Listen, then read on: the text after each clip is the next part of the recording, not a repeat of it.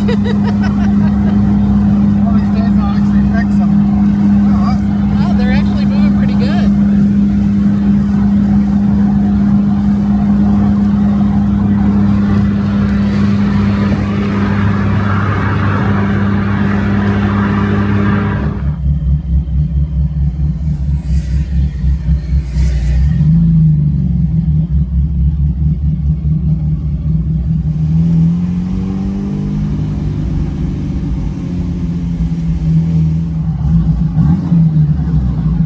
Welcome to Indianapolis Speedway.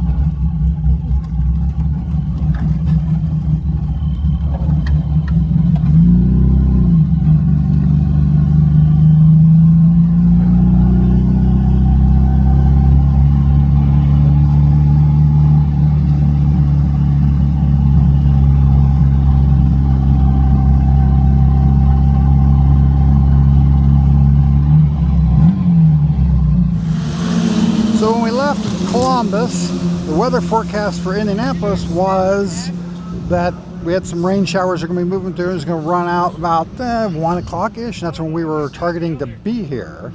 Well, it turns out the weather patterns changed, and the weather moved in at 1 o'clock, and by the time we actually got here, they were just closing the track down, so we didn't get to do anything at all yesterday other than just get our wristbands and go find the hotel. So we're back to the track today on Sunday to actually start seeing what's going on here. It took me so long to get my shop together, and then I have so much work to do at the house that it's just not happening.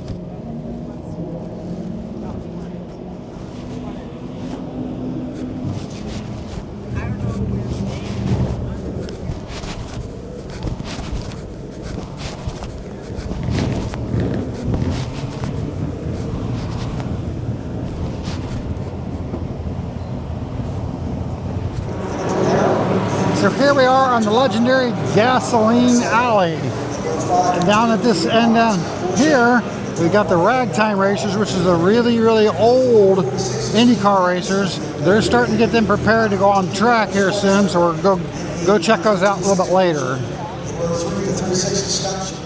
So up on, you can imagine that up on Gasoline Alley here, these are the more expensive garages. So the teams that have more money to spend are going to be up here, which will be mostly the newer cars.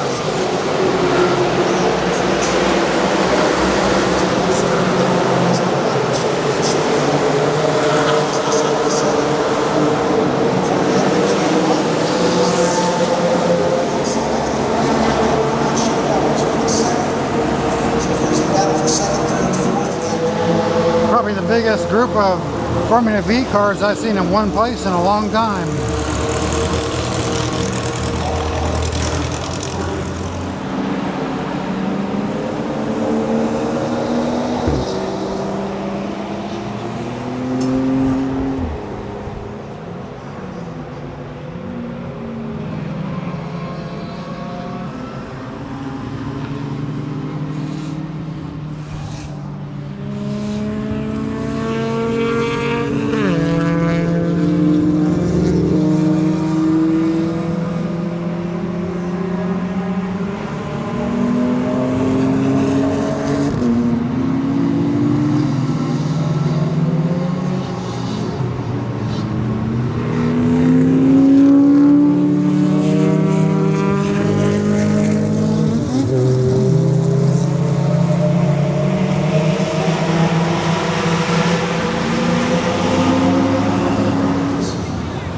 There's all the Ragtime Racers.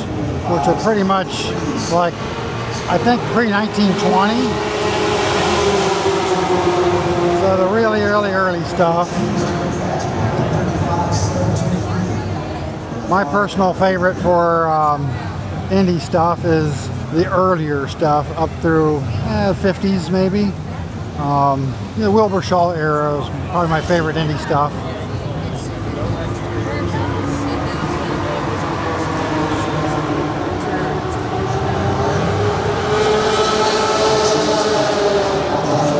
But these were really cool because you had to be really hairy-chested to go out here and race these things.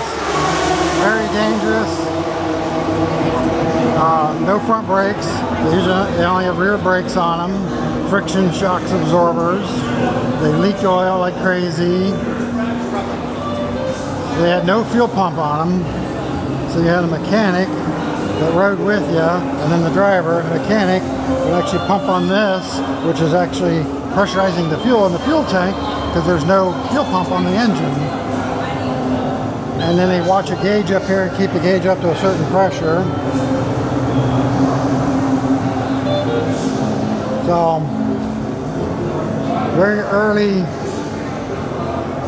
motor racing history here.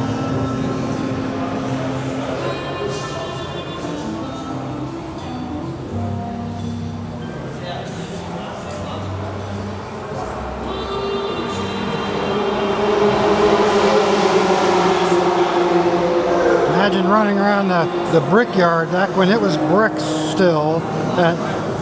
I think they were getting near, I think it ran like 80, 90 mile an hour back then, something like that. But try running 80 mile an hour or even 70 or something like that.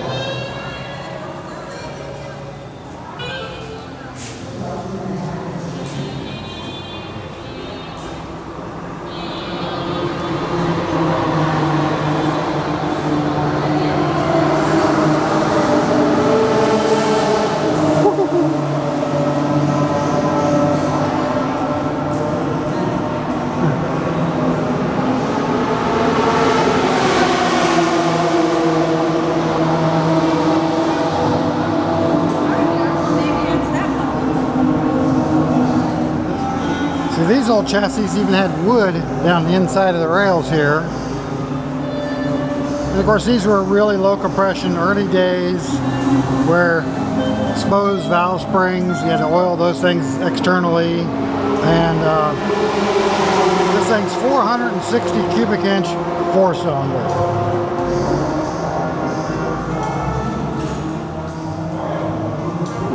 That looks so wild. Oh yeah, they were just huge motors back then, and then producing like 90 horsepower. Yeah. You know, 80. In the 1911 500, it finished seventh, driven by Charlie Hayes.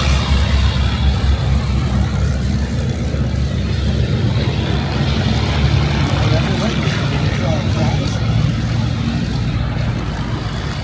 1911 Bird Doll was built by the Bird Doll Motor Company in Philadelphia. Featuring Harry Miller, the famous constructor, for Cliff Durant.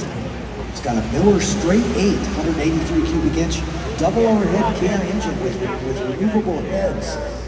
Cliff Durant was a race driver and a businessman. His father, the founder of General Motors, of course. Durant commissioned Harry Miller to build this car in 1919. Back to the development of the Durant. After the race cars, several cars for the 500. This car was found in Argentina in 1950.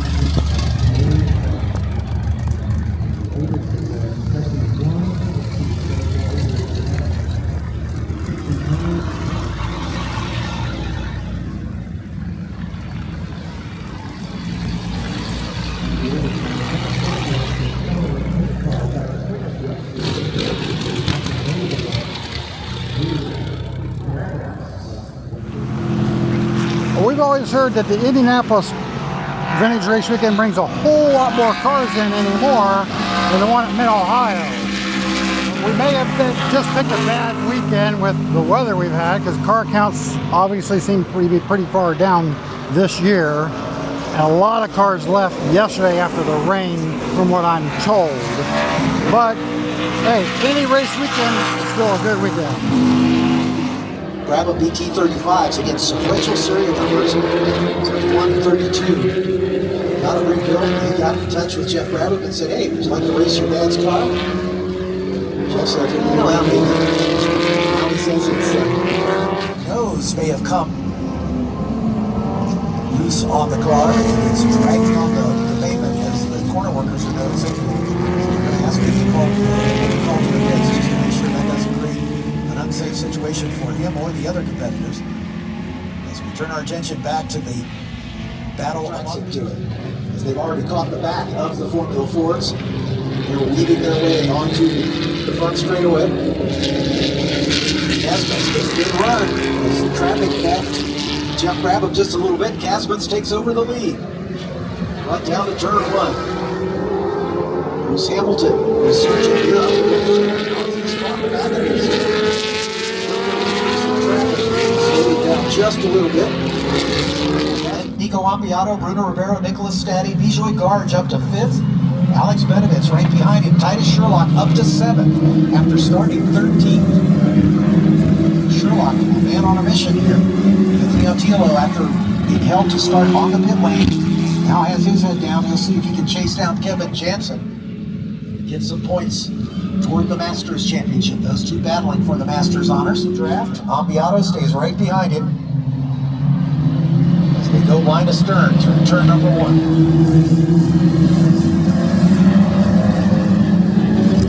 5-car battle at the front. Just a little gap back to Bijoy Garge in 6th. Alex Benovitz right behind him by about half a second. Connor Roberts on championship runoffs. And this is always one of my favorite classes for Formula Vs. These are vintage Formula Vs. But hey, some of these cars could still run in that 111. Let's see if he can go high, wide, and handsome around the outside. He's trying to. Hunter Barron on the inside line. The Ford car, that was silver number 17, one of the oldest Formula V's. It's a 1963 Ford car. As these cars line up line astern. Simon in the Wilmer, Burke in another of the Mysterians. Same thing with Hunter Barron is running, so it's Mysterians 1,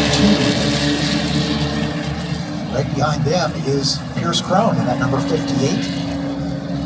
Purple livery machine. Eric Kopic in the number 92 white Lynx. Slotted in there in about 4th position, it looks like. So it's Hunter Barron, Simon, and Pierce Crone, I think, up into the 7th.